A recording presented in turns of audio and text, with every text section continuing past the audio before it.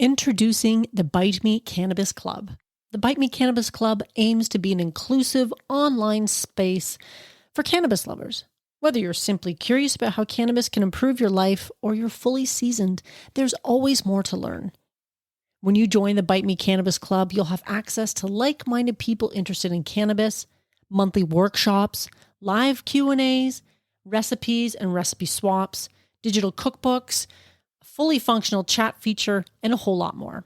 For a limited time, it's only $5 a month with a 30-day free trial so you can try it out and see if it's right for you. This isn't just another Facebook group or confusing Discord channel. I carefully chose a platform that offers a clear, uncluttered, and seamless community experience. See for yourself, join today, say hello. I can't wait to connect with you there. Join the Bite Me Cannabis Club today. Link in your podcast app.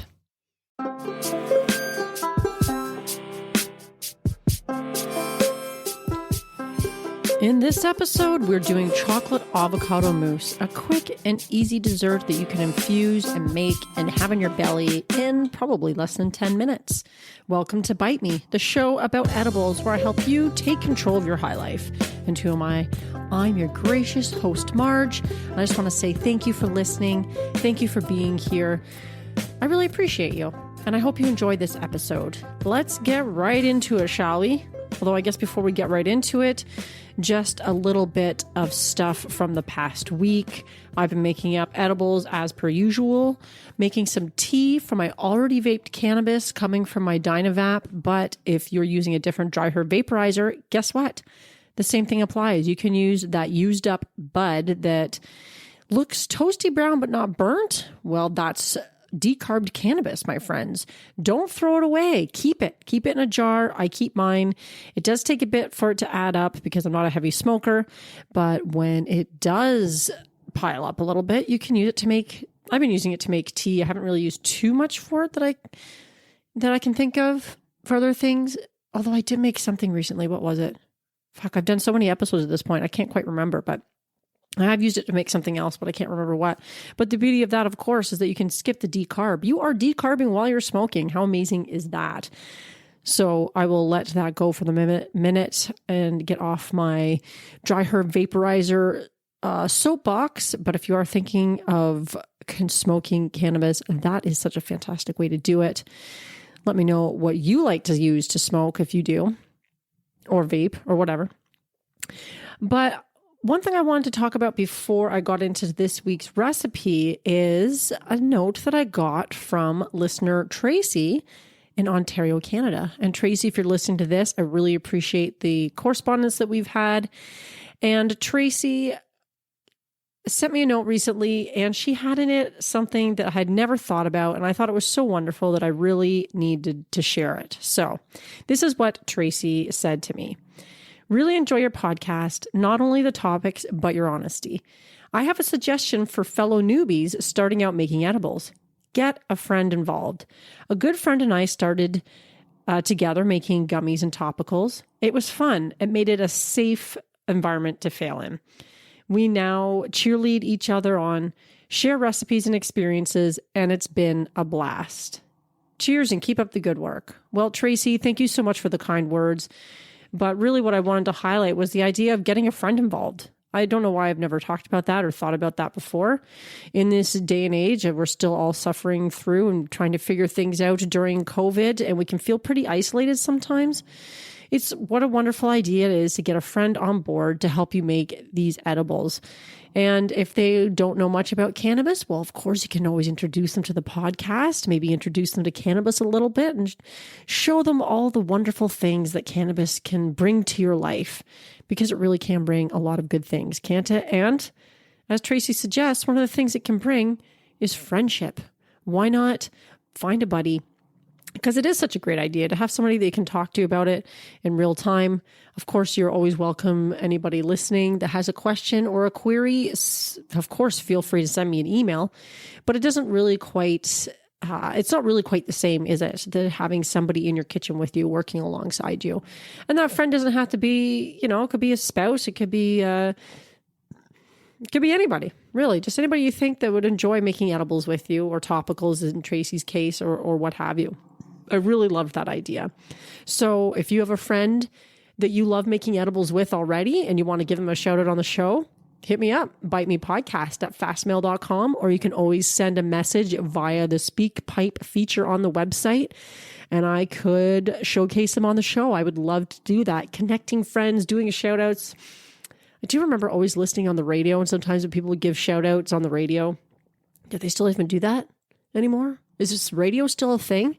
I'm not really sure, but I always thought it was so much fun. So if you want to send a shout out to a friend, or you have a story about you and a friend making edibles, consuming edibles, or anything, of course, let me know. I love to hear it, and I love to share this kind of stuff on the show for everyone else to enjoy.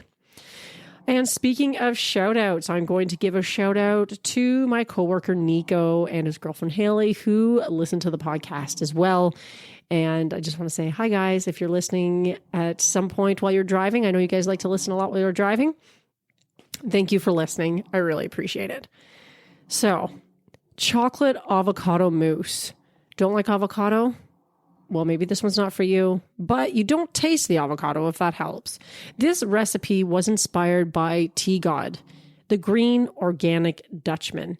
And these guys have a product that we carry in our dispensary. It is called, what do they actually call it? Hang on. They call it Ripple by Tea God. And again, Tea God is short for the Green Organic Dutchmen. Now, this powder is, like I said, it's available at our dispensary. It's available at pretty well most legal dispensaries. Oh, shoot. My timer just went off for the bread that I'm making, if you heard that. But most legal dispensaries probably carry this product. And essentially what Ripple is it is a dissolvable, flavorless cannabis powder. And I thought that was a pretty intriguing product idea. You're supposed to be able to add it to drinks and foods and whatever it is that you want to infuse. And by magic, the stuff will get you high. The only downside I find, again, and I've talked about this numerous times on the show, is currently on the Canadian legal market, all edibles are capped at 10 milligrams a package. And that means that one packet of their Ripple powder is 10 milligrams. They also carry a 2.5 milligram powder packet as well. And while these, 2.5 milligrams for myself is going to have zero effect, so is 10 milligrams for that matter. So I actually added 2 of these packages to the mousse that I made. And I'm not even really sure I felt anything from that, to be completely honest. I was smoking a little bit too, but I'm pretty familiar with the onset of an edibles high. So if this is a great idea for somebody who is maybe beginning on their edibles journey and figuring out their tolerance, excellent for that for sure. If you're introducing this to somebody new who's never done edibles before. But as for a more experienced person, these ratios are a little bit too low. Now, that's okay. You can still make this mousse, you can still make it delicious, and you can still infuse it. You don't have to use this powder. But I was just really intrigued because not only do they have these Ripple powders in our store, but of course, like every good marketer, they have marketing materials sitting up by the cash register. And one of them was a pad. They had 2 pads of recipes. And I ripped off this chocolate avocado mousse recipe because it looked really good. And I wanted to try it. And I was like, you know what? I'm going to give these Ripple powders a try too, just to see what they feel and look like, whether or not they really are dissolvable or not. Now, in the show notes, I'm going to list this one. This is great for Canadian listeners, but likely, I'm not really sure how that works. I don't think they're available in the US of A because I'm pretty sure that, LPs, licensed producers in Canada have to sell in Canada and licensed producers in the States have to sell in the States. And I don't think there's too much overlap as far as that goes, which is kind of too bad because I see some of the stuff going on in the US of A and holy shit, you guys have got some amazing producers down there making great stuff. And of course we do up here as well, but it would be certainly nice to try out some of that stuff down south. But I will be adding to the show notes this Ripple powder so you can find it online and see where you might be able to find it where you're at if you're in Canada. And I have seen ones available in the States as well. So I'll link to those because if they are handy and you want have a chance to try it out, it's kind of fun to try it out just to see, or maybe even have it as a backup plan, like depending on where your tolerance or potency lies. if you're ever feeling lazy and want to make a really quick edible, having a couple packets of those on hand isn't a terrible idea.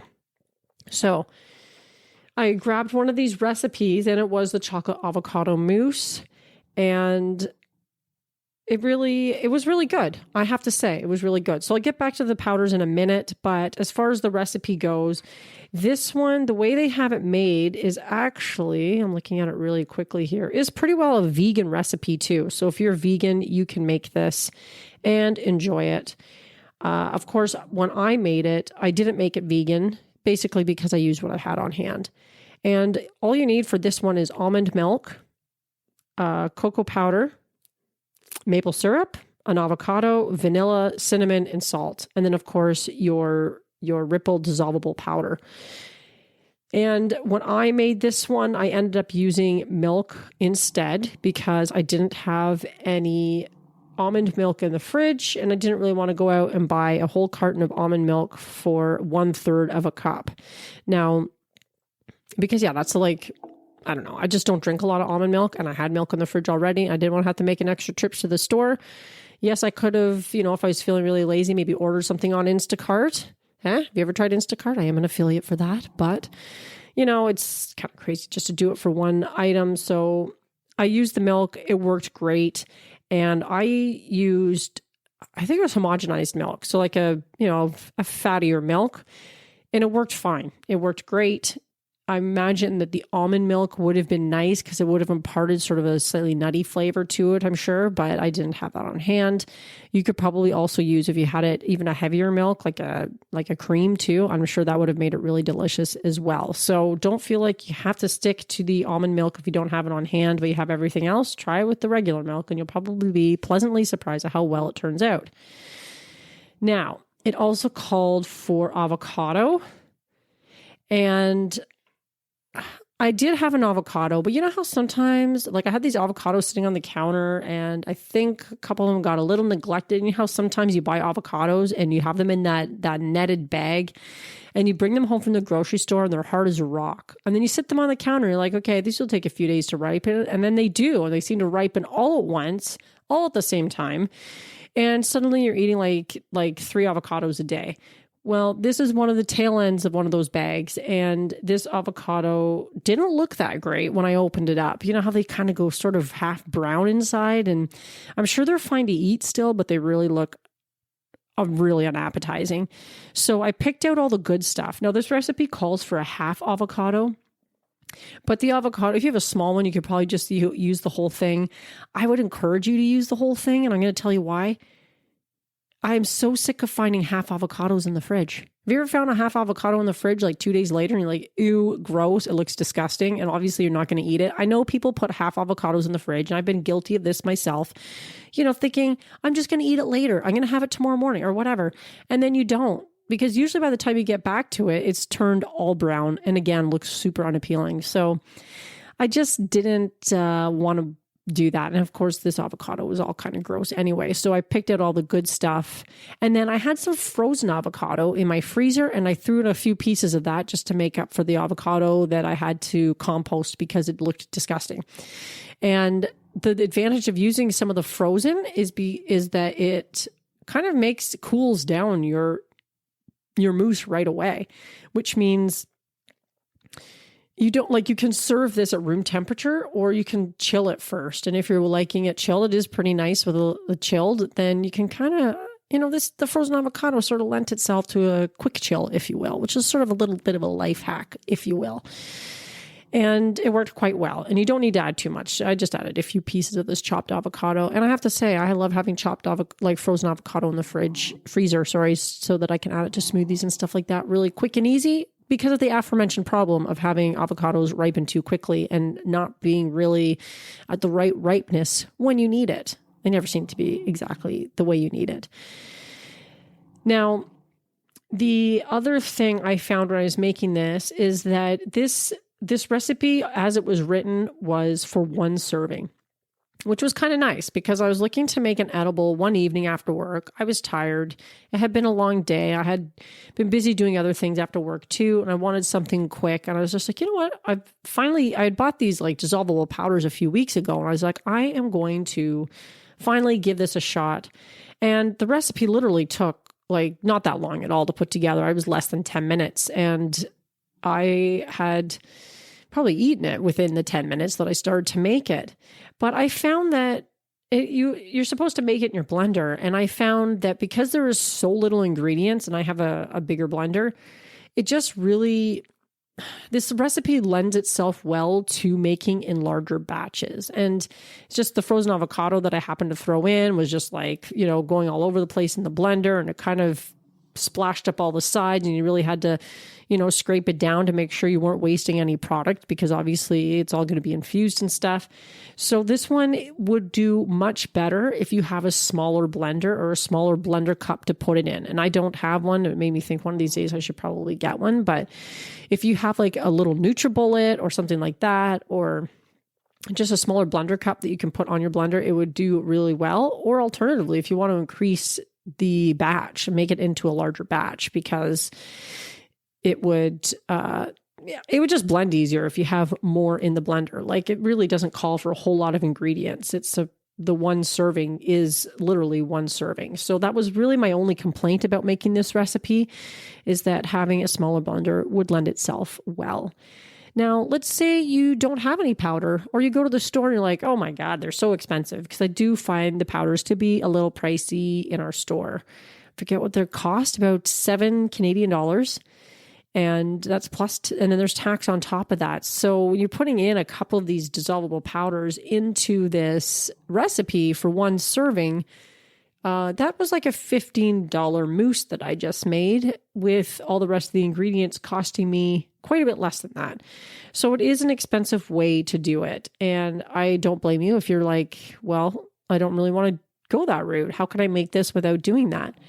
I think the easiest thing would be to use the infused syrup. Now, I have infused honey. That would probably lend itself well as well. I feel like I'm saying lend itself well a lot today. I'm not sure why. What have I been doing that would make me want to do that? Anyway, I digress. The maple syrup would probably be a great way to infuse it without using the powder. It calls for 1 to 2 tablespoons of maple syrup. And because it's a single serving, depending on how strong your mousse is, you can adjust the ingredients as necessary or as needed to do that, or to infuse it to the ratio that you like. And I think you could use honey here too. Now, because it looks to be a vegan recipe, they used maple syrup instead of honey, because a lot of vegan folks don't eat honey. But if you had infused honey on hand, you could probably use that instead, because obviously they're just using the maple syrup or something like that to sweeten it instead of using sugar. So that would be the easiest way to probably infuse it. And I really like to have infused honey on hand. I find I use it a lot, but I am planning on infusing some syrup myself in the next week or two, just because there's some things I want to use infused syrup for, and I'll probably try this mousse again and try that as well. But that is one way you could do it without having to use the pricier powders. You could also infuse some of the milk, and it doesn't have to be, I guess you only need 1/3 of a cup, but it does seem like sometimes a lot of work to go that route. But that is another way, if you just so happen to have infused milk on hand and you're like, what the hell do I use this for? Or infused cream or whatever, then that is another option. Although I feel like the infused milk might impart more of a green taste to it than the syrup or the honey might. So if you don't want to go out and invest in any powders or get into any of that stuff, and you have no curiosity surrounding that whatsoever, just go the route of the sweetener or the milk. And there you have a delicious chocolate avocado mousse that is really tasty. It's quick to make. You can easily increase it to make larger batches if you want to serve it to a few more people. You can make it vegan or not. The versatility of this recipe I really like, and I like how quick it is to make, to whip up. And a chocolate avocado mousse is sort of a classy, nice little dessert if you're, having some friends over or something like that, or what have you, or you and a significant other, or whatever the occasion calls for. This is a really nice dessert to serve, especially if you put it in a nice serving dish of some kind to make it look pretty. And you can always do that. In fact, in the picture that they have here, and maybe I'll take a picture of it and post it in the show notes as well, they've put some kind of like cream topping on top, which looks kind of nice, and served it in almost what looks like a stemless wine glass. So you can really get creative with this kind of recipe.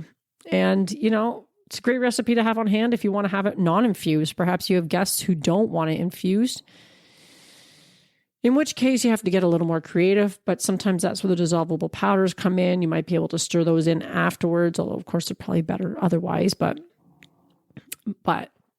there you go. That is a really fun recipe to try, especially if you were like me and it's been a long day and you're tired and you just want to enjoy your edible, but you don't have any. I really need to make a batch of cookies. I've been really busy lately, and oh man, sometimes getting the time in the kitchen to do that kind of stuff is tricky. And I'm sure you are all experiencing the same thing, but I think I'm going to be doing some batch cooking soon and putting some of this stuff in the freezer because remember, my friends, if you get really busy and you have something in the freezer, how nice it is to be able to pull something out when you've had a long day and you've got something ready to go. So that is it for this week, my friends. A couple of things that I did want to mention while I'm thinking about it, and it's really hard for me to think about this in a way because these are projects that I've been working on for the show that are upcoming, but I'm recording this a few weeks out before you'll be listening to this. So hopefully all my plans are going to fall together as I'm hoping. Or hopefully all my plans will fall together as intended, so that by the time you're listening to this, the calculate your dosing calculator that I was working on will be live. So if you're listening to this, head over to the website, and under the resources page, there's a calculate your dosing section, and that will have a calculator where you should be able to just plug in the information for your edible, and then it'll tell you approximately how potent it is per serving.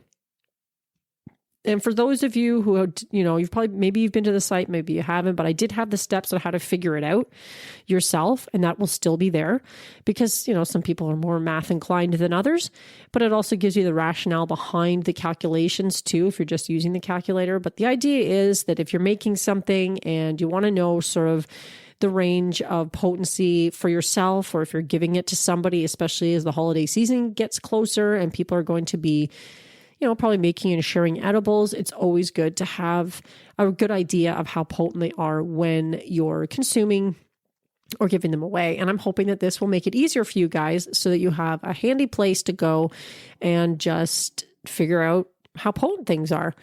And this means you don't have to buy any expensive devices and you don't have to hurt your brain trying to figure it out yourself. The idea is that you should be able to just go in, plug in some numbers, assuming you have the basic numbers, and be able to figure it out. It is just something that I think a lot of people look for, and you can bookmark this section and use it whenever you want, however you want. And that's just one thing I'm working on. So check that out. And the other thing I'm hoping will be live by the time this episode goes out is aprons. I am having some aprons made. They're going to be made in Canada. They're a made in Canada apron. They're going to have 2 pockets because I do have an apron at home that I do like to use because sometimes I'm wearing something and I don't want to get flour or whatever all over it. But I do like to have a pocket because I still use wired headphones. And oh my God, if I had $1 for every time I got caught on a kitchen cupboard knob with those headphones, I would be a rich woman by now. But I like to have a pocket. So if I'm listening to a podcast or something, I can have it in my pocket with headphones because sometimes the rest of the people I live with don't want to listen to what I'm listening to, or it's a distraction, or I don't know, pockets are handy.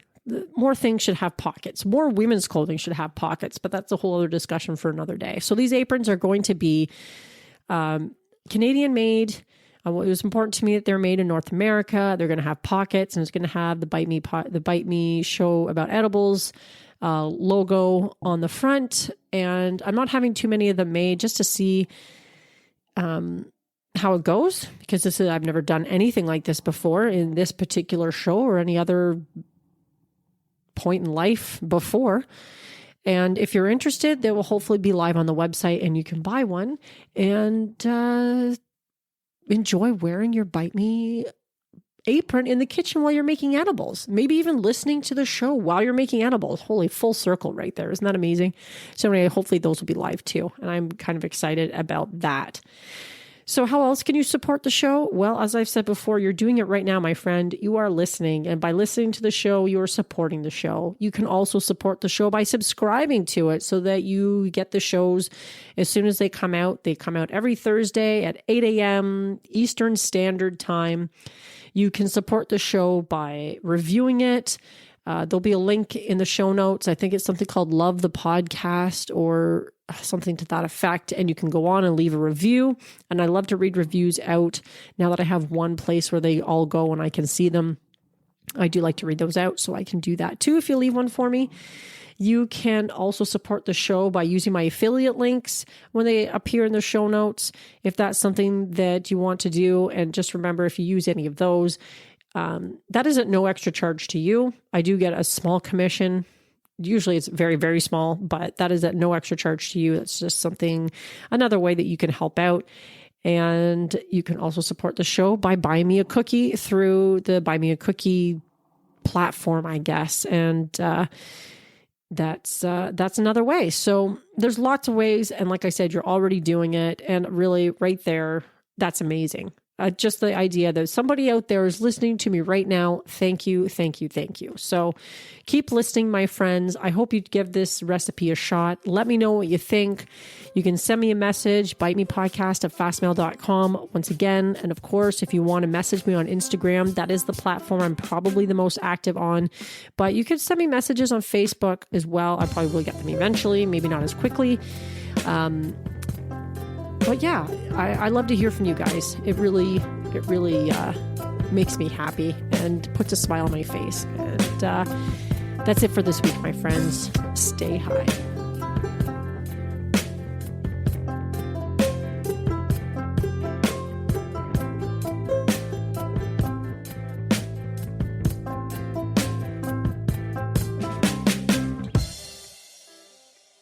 Are you tired of trying edibles that are inconsistent in strength and flavor?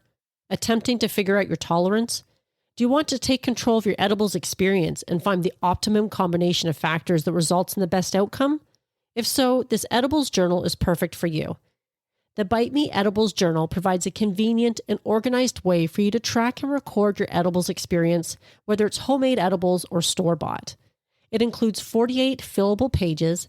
It's sized 8.5 by 11 for plenty of writing space, includes information on calculating the potency of homemade edibles, and it was created by an edibles expert. Whether you're a seasoned edibles enthusiast or just starting out on your cannabis journey, the Bite Me Edibles Journal is an essential tool for anyone interested in enjoying their edibles to the fullest. Take control of your high life with this convenient and helpful resource. Add it to your Amazon cart today. Tap the link in the show notes.